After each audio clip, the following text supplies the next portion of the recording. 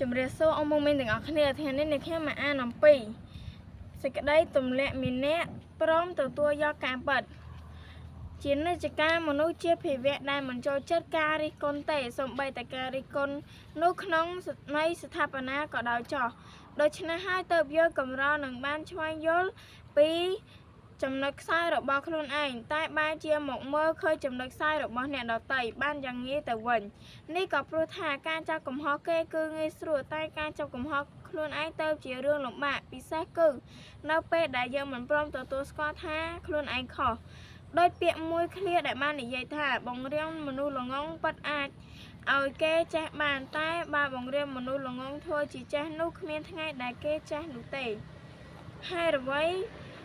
ព្រោះហេតុដែលយើងមិនព្រមទទួលថាខ្លួនល្ងងនោះគឺជារនាំងមួយដែលរាំង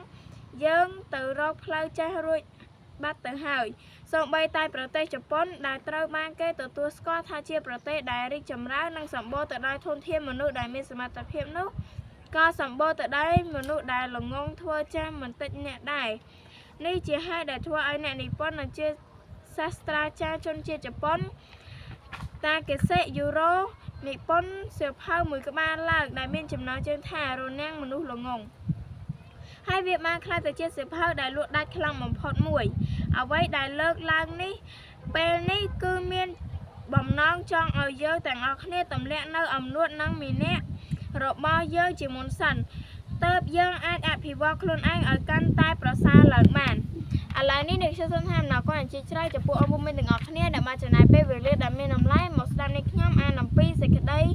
ទម្លាក់មីនៈព្រមទទួលយកការពិតពីណាដល់ចប់នេះខ្ញុំសូមអរគុណនិងសូមជម្រាបលាជំរាបសួរលោកគ្រូអ្នកគ្រូនិងអស់មិត្តទាំងអស់គ្នាថ្ងៃនេះខ្ញុំមកអានពិធីបំបួសនាគក្នុងសម័យបុរាណខ្មែរយើងនិយមឲ្យកូនប្រុស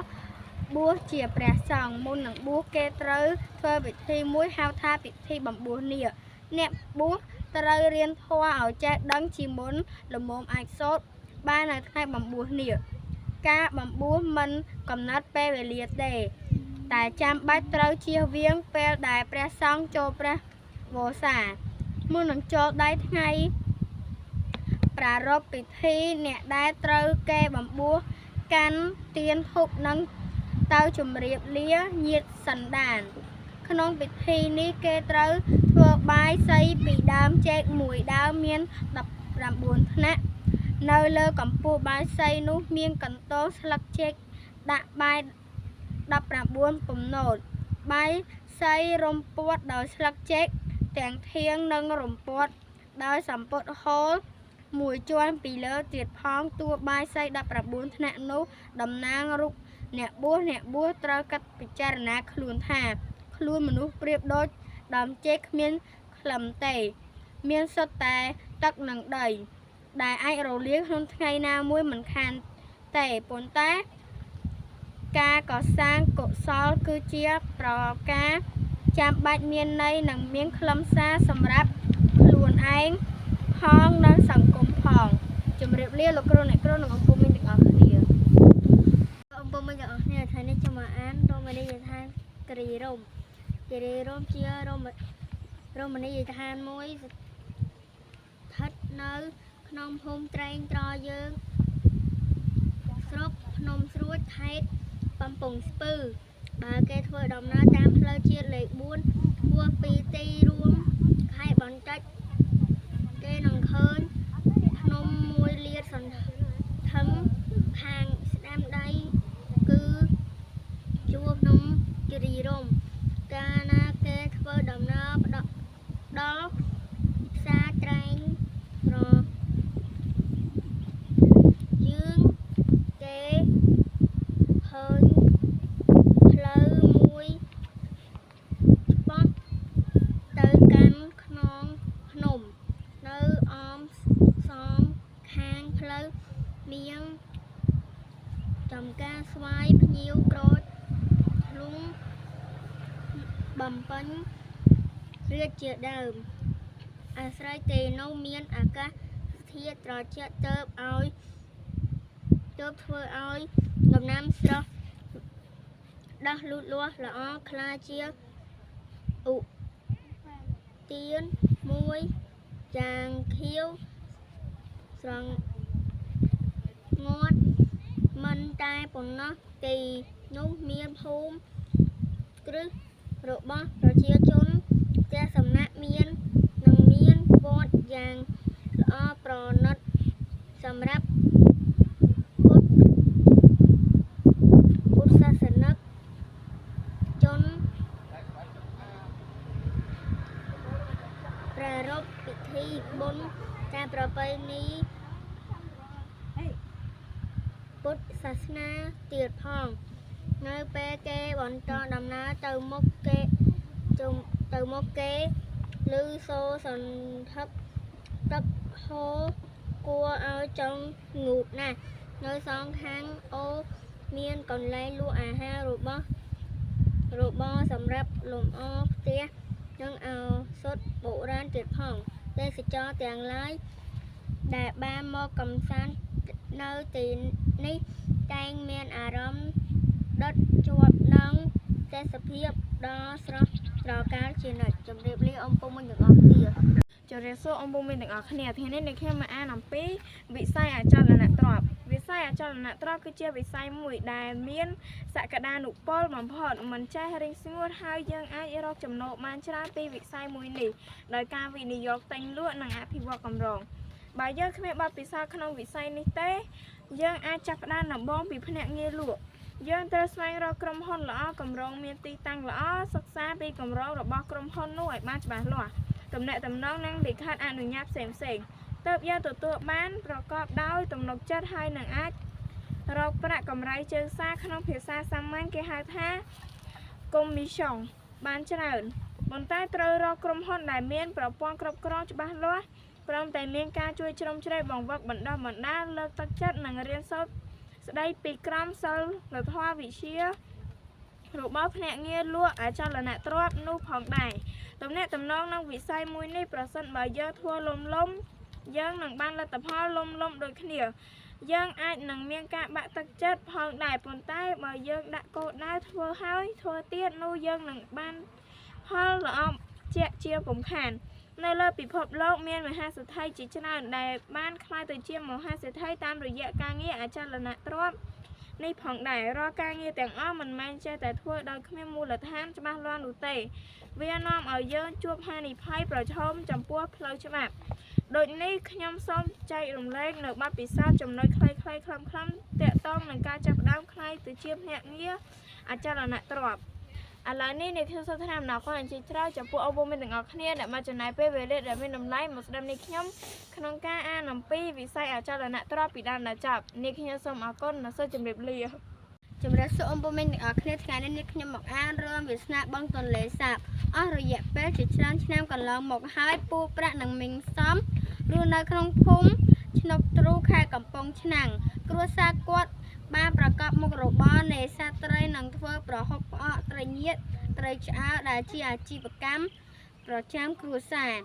រដូវសម្រាប់មកដល់ពងប្រាក់និងកូនប្រុសគាត់2នាក់តែងតែចេញទៅនេសាទត្រីតាមទម្លាប់របស់គាត់ក្នុងមួយឆ្នាំគាត់នេសាទបានត្រីបានយ៉ាងយូរដើម្បីឲ្យប្រពន្ធនិងកូនស្រីគាត់យកទៅលក់នៅឯផ្សារធ្វើប្រហុកផ្អកទុកសម្រាប់ហូបនិងលក់ដូរប៉ុន្តែប៉ុន្មានឆ្នាំចុងក្រោយនេះពួកប្រាក់រកត្រីពុំសូវបានដូចមុនទៀតឡើយថ្ងៃមួយពេលត្រឡប់មកពីនេសាទវិញគាត់ត្អូញត្អែប្រាប់ប្រពន្ធដោយអស់សង្ឃឹមម៉ែវាអើយថ្ងៃនេះខ្ញុំរកត្រីមិនបានទេយើងប្រហែលត្រូវជាដូរមុខរបស់ហើយមីងសំឮដូច្នេះក៏សួរប្តីហេតុអ្វីបានជាឪវារកត្រីមិនបានពូប្រាក់រៀបរាប់ប្រាប់ភរិយាម៉ែវាដឹងទេសប្តាហ៍នេះបឹងទន្លេសាបកំពុងទទួលរងគ្រោះធ្ងន់ធ្ងរណាស់ដោយសារអំពើអគតិរបស់ជនខ្លះពួកគេបានទៅកាប់បំផ្លាញព្រៃឈើលិចទឹកជុំវិញបឹងដែលជាជំរកត្រីពងនិងបន្តពូជដើម្បីយកធ្វើដីធ្វើស្រែម្យ៉ាងទៀតមនុស្សមួយចំនួនធំបានទៅតាំងទីលំនៅនៅលើទឹកដើម្បីប្រកបរបរនេសាទលក់ដូរនិងធ្វើសិប្បកម្មផ្សេងអ្នកទាំងនោះបានបង្ហូរកាកសំណល់ពីលំនៅឋាននិងរោងសិប្បកម្មដែលមានជាតិពុលទៅក្នុងទឹកបឹងរាល់ថ្ងៃធ្វើឲ្យទឹកបឹងកខ្វក់ហើយរាក់ទៅ ជាមួយនោះដែរប្រេងម៉ាស៊ីនកាណូកប៉ាល់ក៏នាំឲ្យទឹកបឹងកើនកម្ដៅឆាប់រហ័សបណ្ដាលឲ្យត្រីពលនិងងាយពិសេសទៅទៀតអ្នកខ្លះមានមហិច្ឆតាខ្លាំងពេកបានប្រើមងអួនសំណាញ់នឹងដែលមានក្រឡាញឹកដើម្បីនេសាទត្រីហើយជនល្មើសច្បាប់ខ្លះទៀតបានប្រើខ្សែភ្លើងឆក់ត្រីធ្វើឲ្យត្រីតូចធំងាប់គ្មានសល់កត្តាទាំងអស់នេះហើយដែលធ្វើឲ្យធនធានជលផលរបស់យើងចេះតែខ្សឹបទៅបើយ៉ាងនេះពួកយើងនឹងរកត្រីមិនបានថ្ងៃណាមួយមិនខានទេឲ្យវាមិនសមសួរប្តីគាត់ពូប្រាក់ឆ្លើយឡើងមែនហើយបើទោះបីរាជរដ្ឋាបានខិតខំអប់រំផ្សព្វផ្សាយច្បាប់នេសាទនិងបំផុសចលនាលែងកូនត្រីតាមបឹងបួយ៉ាងណាក៏ដោយបើគ្មានអ្នកចូលរួមការពារនោះទេធនធានជលផលក៏នឹងវាសនាសាបសូន្យជាមិនខានបើនៅតែយ៉ាងនេះពុំមែនតែក្រុមគ្រួសារយើងទេដែលគ្មានមុខរបរឬគ្មានត្រីបរិភោគគឺប្រទេសជាតិយើងទាំងមូលក៏នឹងធ្លាប់ក្នុងគ្រោះមហន្តរាយផងដែរជម្រាបលាលោកគ្រូអ្នកគ្រូនិងអំពុំមីងទាំងអស់គ្នាសូមអំពុំមីងទាំងអស់គ្នាហើយសូមអានការផ្សព្វផ្សាយទីផលអាក្រក់នៅឆ្នាំជក់ចូលតបខាងក្រោមរកឆ្នាំនៅសំណួរសេដ្ឋកិច្ចកម្ពុជាពឹងផ្អែកលើវិស័យកសិកម្មអាស្រ័យហេតុនេះហើយបានជារាជរដ្ឋាភិបាលយកចិត្តទុកដាក់យ៉ាងខ្លាំងលើការពង្រីកដំណាំឧស្សាហកម្មស្ទើរគ្រប់ទីកន្លែងក្រសួងកសិកម្មក៏បានយកចិត្តទុកដាក់ផ្សព្វផ្សាយនិងពន្យល់ដល់កសិករឲ្យខំដាំដំណាំផ្សេងៗដែលបម្រើឲ្យឧស្សាហកម្មជាក់ស្ដែងកាលពីចុងខែមិថុនាឆ្នាំ2007កន្លងទៅនេះបូកលកមន្ត្រីកសិកម្មខេត្តកំពង់ចាមបានចុះទៅសួរសុខទុក្ខប្រជាជននៅក្នុងស្រុកក្រូចឆ្មាដែលនិយមដាំដំណាំថ្នាំជក់តាំងពីយូរណាស់មកហើយជាមួយនេះដែរអស់លោកបានពន្យល់ពីផលអាក្រក់នៃការដាំថ្នាំជក់ពួកគាត់បានពន្យល់ថាការដាំថ្នាំជក់ទាមទារពលកម្មខ្លាំងនិងចំណាយប្រាក់ច្រើនសម្រាប់ទិញជីនិងថ្នាំសម្រាប់សត្វល្អិតចំណែកផលទទួលបានមិនចំណេញប៉ុន្មានឡើយម្យ៉ាងទៀតអ្នកដាំថ្នាំជក់រងគ្រោះថ្នាក់ក្នុងការងារជាច្រើនដោយការប៉ះពាល់ថ្នាំសម្រាប់សត្វល្អិតនិងការពុលដោយសារធាតុគីមីពុលនីកូទីនកុមារនិងមនុស្សពេញវ័យច្រើនទទួលរងគ្រោះដោយការ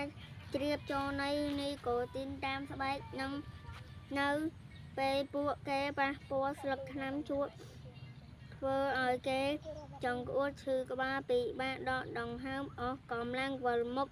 លាក់បន្ថែមលើនេះទៀតចង់កសិករត្រូវចាប់បំផ្លាញព្រៃឈើយ៉ាងច្រើនដើម្បីយកមកសម្ងួតនិងចំហុយស្លឹកថ្នាំដែលជាហេតុធ្វើឲ្យជាតិខាតបាត់បង់យ៉ាងច្រើននៅទីបញ្ចប់គេបានណែនាំប្រជាកសិករឲ្យងាកមកដាំដំណាំកសិឧស្សាហកម្មមានដំណងអំពៅរហុងខ្វងស្វាយចន្ទីវិញព្រោះវាផ្ដល់ប្រាក់ចំណូលច្រើនជាងការដាំថ្នាំជក់ហើយមិនបង្កគ្រោះថ្នាក់ទៀតផងជម្រាបលាអំពុំមិញទាំងអស់គ្នាជំរាបសួរលោកគ្រូអ្នកគ្រូអំពុំមិញទាំងអស់គ្នាថ្ងៃនេះខ្ញុំមកអានរ៉ែប្រេងកាតរ៉ែប្រេងកាតជារ៉ែមួយប្រភេទដែលមានតម្លៃជាងគេនៅលើពិភពលោកនៅប្រទេសកម្ពុជាគេរកឃើញរ៉ែប្រេងកាតនៅក្នុងដីក្របបាតសមុទ្រនិងក្រោមដីបាតបឹងទន្លេសាបបច្ចុប្បន្ននេះក្រុមហ៊ុនវិនិយោគទុនជាច្រើនកំពុងចរចាជាមួយរាជរដ្ឋាភិបាលកម្ពុជាដើម្បីបូមប្រេងកាតនៅក្នុងសមុទ្រខ្មែរស្រាវជ្រាវថាប្រេងកាតនៅប្រទេសកម្ពុជាមានរាប់ពាន់បារ៉ែលគេធ្វើសំណង់បូមប្រេងក្នុងទឹកសមុទ្រឬទឹកសាប គេបុកទំនួលដីមិនជ្រាបទឹកហើយឆ្លងកាត់ស្រទាប់ដែលមានឧស្ម័ននៅស្រទាប់ខាងក្រោមព្រែកមានទឹកប្រៃនៅក្រោមទឹកប្រៃមានស្រទាប់ដីដែលជាតម្រទឹកប្រៃនៅក្នុងស្រទាប់ឧស្ម័នក្នុងស្រទាប់ប្រេងកាតនិងក្នុងស្រទាប់ទឹកប្រៃគេសង្កេតឃើញមានសិលាស្ពោតនៅពេលបុកបំពង់ដល់ឧស្ម័នគេដឹងថាចិត្តដល់ស្រទាប់ប្រេងហើយដូច្នេះគេមានការប្រុងប្រយ័ត្នមិនឲ្យការបុកនេះជ្រុលហួសនាំឲ្យប្រេងកាតបាញ់ឡើងខ្លាំងហួសបំពង់បង្ហូរប្រេងដែលគេបូមពីក្នុងដីត្រូវហូរចេញបំពង់បង្ហូរទៅកាន់រោងចក្រចម្រាញ់ប្រេងកាតគេបានប្រេងច្រើនប្រភេទពីការចម្រាញ់ប្រេងឆៅដូចជាប្រេងកាតសម្រាប់យន្តហោះប្រេងសាំងប្រេងកាប់ប្រេងម៉ាស៊ូតប្រេងរំអិលនិងការសំណល់សម្រាប់ចាក់ក្រាបផ្លូវថ្នល់ប្រេងកាតឆៅឬមាសខ្មៅមានប្រយោជន៍ក្នុងការអភិវឌ្ឍសង្គមសេដ្ឋកិច្ចប្រទេសដូច្នេះកូនខ្មែរគ្រប់រូបត្រូវចូលរួមហើយរក្សាសម្បត្តិធម្មជាតិនិងទាំងក្នុងដីទាំងក្នុងទឹកឲ្យបានគង់វង្សជារៀងរហូតជម្រាបលាលោកគ្រូអ្នកគ្រូនិងអំពូមីងទាំងអស់គ្នាជម្រាបសួរលោកគ្រូអ្នកគ្រូនិងអំពូមីងទាំងអស់គ្នាថ្ងៃនេះខ្ញុំមកអានរ៉ាមីនៅកម្ពុជាខេត្តនីមួយៗនៅប្រទេសកម្ពុជាមានធនធានធម្មជាតិដែលឡែកពីគ្នាថ្មីនេះនៅខេត្តមណ្ឌលគិរីគេឃើញប្រទេសធនធានក្នុងដីដ៏មានតម្លៃមួយទៀតគឺរ៉ាមាសអ្នកស្រាវជ្រាវជនជាតិអូស្ត្រាលីបានផ្ដល់ព័ត៌មានថាគេបានរកឃើញរ៉ាមាសប្រហែលជាង8លានតោននៅកាទីនិងមេម៉ុងស្រុកកែវសីមាខេត្តមណ្ឌលគិរីផ្នែកខ្លះនៃរ៉ាមាសក្នុងស្រុកនេះបានត្រូវក្រុមហ៊ុនចិនធ្វើវិនិយោគទុនរួចទៅហើយរ៉ាមាសនៅមណ្ឌលគិរីជារ៉ាមាសដែលមានគុណភាពល្អអាចយកធ្វើជាគ្រឿងអលង្ការផ្សេងសម្រាប់ប្រើប្រាស់ឬសម្រាប់លក់ដូរបានរ៉ាមាសមិនមែនតែនៅខេត្តមណ្ឌលគិរីទេនៅស្រុករវៀងខេត្តព្រះវិហារក៏មានរ៉ាមាសដែរប្រជាជននៅទីនោះយកការរ៉ាមាសជារបរចិញ្ចឹមជីវិតតាំងពីយូរណាស់មកហើយពួកគេរ៉ាមាសដោយកម្លាំងពលកម្មសុទ្ធសាធគេអាចរកមាសសុទ្ធបានពី5ជីទៅ1ដំឡឹងក្នុងមួយសប្តាហ៍ឬយ៉ាងហោចណាស់ក៏បាន2ឬ3ជីមាសធម្មតាដែរគេអាចយករ៉ាមាសបានដោយការជីកលងដីរបស់រហូតដល់គេប្រទះឃើញស្រទាប់ដីពណ៌លឿងជាខ្សែគេយកដីនោះទៅរ៉ាងរួចគេយកទៅធ្វើអគ្គិសនីវិភាគយកមាសសុទ្ធគេត្រូវប្រែក្លាយវាឲ្យទៅជាមាសទឹក10សុទ្ធមាសជារូបិយប័ណ្ណសំខាន់សម្រាប់ទ្រទ្រង់សេដ្ឋកិច្ចជាតិក្នុងនាមជាកុលបុត្រកុលធីតាខ្មែរត្រូវជួយថែរក្សាសម្បត្តិធម្មជាតិទាំងនេះឲ្យគង់វង្សបានយូរអង្វែងដើម្បីឲ្យប្រទេសជាតិបានរីកចម្រើនដោយប្រទេសនានានៅក្នុងតំបន់អាស៊ីអាគ្នេយ៍និងប្រទេសជឿនលឿនលើពិភពលោកជម្រាបលាលោកគ្រូអ្នកគ្រូនិងអំពូមីងទាំងអស់គ្នាជម្រាបសួរលោកគ្រូអ្នកគ្រូនិងអំពូមីងទាំងអស់គ្នាថ្ងៃនេះខ្ញុំមកអានរឿងក្តីប្រាថ្នារបស់កូនឫស្សីកាលដើមឡើយមានកូនឫស្សីមួយដើមមិនពេញចិត្តនឹងស្លឹករបស់វាសោះវាយកថាស្លឹករបស់វាមានរឿងវាងហើយស្ដើងពេកទៀតផងវានិយាយថាវាចង់បានស្លឹកវាដូចមាសបើបានស្លឹកមាសទៅស្អាតរុក្ខជាតិទេវតាឬដូច្នោះក៏បានធ្វើឲ្យស្លឹករបស់វាខ្លាចជាពណ៌មាសដោយប្រាថ្នាកូនឫស្សីសប្បាយចិត្តណាស់ក្រោយមកមានបុរសម្នាក់ដើរមកឃើញកូនឫស្សីមានស្លឹកពណ៌មាសក៏បេះស្លឹកទាំងនោះយកទៅលក់ទាល់តែអស់កូនឫស្សីនឹកឃើញថាស្លឹកមាសមិនសមនឹងវាទេវាចង់មកស្លឹកដូចកញ្ចក់វិញរុក្ខទេវតាក៏ផ្ដល់ស្លឹកកញ្ចក់ឲ្យកូនឫស្សីដោយបំណងកូនឫស្សីពេញចិត្តណាស់ប៉ុន្តែមិនយូរប៉ុន្មានស្រាប់តែមានភ្លៀងធ្លាក់យ៉ាងខ្លាំងថែមទាំងមានខ្យល់បក់បោកធ្វើឲ្យស្លឹកកញ្ចក់នោះបែកទឹកទីអស់លើកនេះកូនឫស្សីផ្សងថាសូមឲ្យវាមានស្លឹកធំហើយមានពណ៌បៃតងដូចឈើឯទៀតវិញ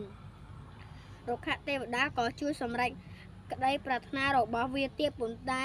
បន្តិចក្រោយមកសត្វពពែបានមកដល់ហើយស៊ីស្លឹកវាគ្មានសេះសល់កូនឫស្សីនិយាយថាស្លឹកនេះស័ក្តិសមនឹងខ្លួនវាមានតែស្លឹកចាស់របស់វាតែប៉ុណ្ណោះស្លឹកវែងស្ដើងដែលធម្មជាតិបង្កើតមកពិតជាសំពោះវាណាស់រុក្ខទេវតាក៏ធ្វើឲ្យកូនឫស្សីនោះមានស្លឹកដូចដើមវិញព្រឹត្តិការណ៍នៅរឿងគឺជាហេតុការណ៍ដែលកើតឡើងនៅក្នុងរឿងនិទានផ្សេងរឿងខាងលើមានព្រឹត្តិការណ៍ចំនួន4 1. កូនឫស្សីមិនពេញចិត្តនឹងស្លឹកកំណើតរបស់វាហើយចង់បានស្លឹកមាស 2. កូនឫស្សីចង់បានស្លឹកកញ្ចក់ 3. កូនឫស្សីចង់បានស្លឹកពណ៌បៃតងហើយធំ 4. កូនឫស្សីចង់បានស្លឹកដូចដើមវិញជំរាបលាលោកគ្រូអ្នកគ្រូនិងអំពូមីងទាំងអស់គ្នាជាសួរអំពូមីងទាំងអស់គ្នាថ្ងៃនេះខ្ញុំមកអានសហគមន៍ថ្មីចូលអានរបស់ខាងក្រៅឬស្នានៅសំណួរនៅតំបន់ជនបទសហគមន៍តូចមួយនៅឆ្ងាយដាច់ពីគេមើលពីចម្ងាយគេឃើញហាក់ដូចជាព្រៃមួយដុំសែនឆ្ងាយសន្លឹមពេលចូលទៅដល់នៅសងខាងផ្លូវមានផ្ទាំងរត់ជួររមិញសហគមន៍នេះមានហេដ្ឋារចនាសម្ព័ន្ធជាច្រើនដូចជាផ្លូវថ្នល់ស្ពានប្រឡាយទឹកខ្វាត់ខ្វែងលូបង្ហូរទឹកសាលារៀនមណ្ឌលសុខភាពសាលាឃុំផ្សារសម្រាប់បម្រើសេចក្តីត្រូវការរបស់ប្រជាជនអ្នកដឹកនាំស្ថាប័ននីមួយសុទ្ធតែជាមនុស្សស្នេហាជាតិស្អាតស្អំនិងគោរពតួនាទីរបស់ខ្លួនបានល្អគ្រប់ពេលវេលាអ្នកស្រុកនេះភាគច្រើនជាមនុស្សដឹងឧស្សាហ៍ព្យាយាមនិងមានគំនិតជឿនលឿនពួកគេចូលចិត្តស្ដាប់ព័ត៌មានផ្សេងតាក់ទងនឹងការអប់រំបញ្ហាសុខភាពនិងខិតខំរៀនបច្ចេកទេសកសិកម្មថ្មីអ្នករស់នៅតំបន់នេះមិនដែលទឹកពេលវេលាឲ្យនៅទំនេរឡើយគេច្រើនប្រកបរបរកសិកម្មដូចជាដាំដំណាំធ្វើស្រែចិញ្ចឹមសត្វតាមបច្ចេកទេសទំនើបនិងធ្វើសិប្បកម្មប្រជាជននៅទីនេះជាមនុស្សសន្តិភាពនិយមពេលមានទំនាស់គេតែងដោះស្រាយដោយអហិង្សាពួកគេរស់នៅមានសណ្ដាប់ធ្នាប់ល្អចាស់គោរពច្បាប់មានអធ្យាស្រ័យល្អនិងចេះជួយគ្នាទៅវិញទៅមកនេះទៅដល់សហគមន៍ថ្មីនោះតែងសរសើរថាគឺជាសហគមន៍ដ៏សុខសាន្តនិងជឿនលឿនបំផុតជម្រាបលាអំពើមិញទាំងអស់គ្នា